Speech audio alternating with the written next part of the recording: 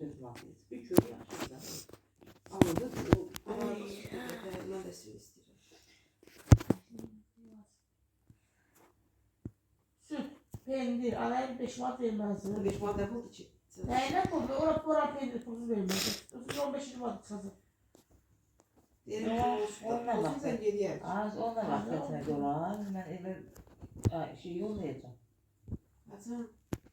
İkinci günde. Ben şeyden de gelince takıyı da işliği. Selam falan geliyorum. Girim var. Eve yedim ısmarlı yok.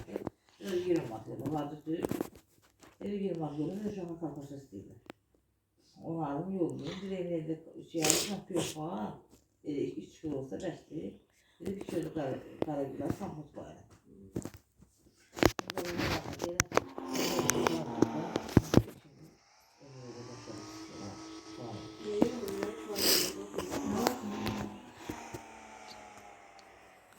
Bana yazığı, kızım da sütü var. Sana diyorum biz maşına oturuyoruz. Akşam üstüce büyük olacak.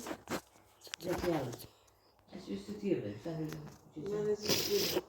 Ben de süt değilim. Tadı getirir oldu. Onu dediğim kadar değil. Altı var.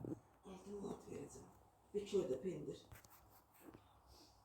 Neyse onu üstü sahibi. Diğerine de kuşlara da bakacağım. Sürmeyiz de o. Yürürsen hadi neyse. Güzel. Metoda ve gayet güzel. Bir kat sağdan yedim.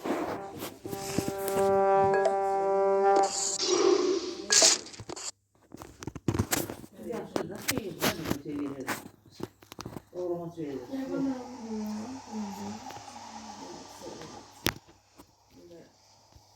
Bilmem ne. Bir de süreyim. Burada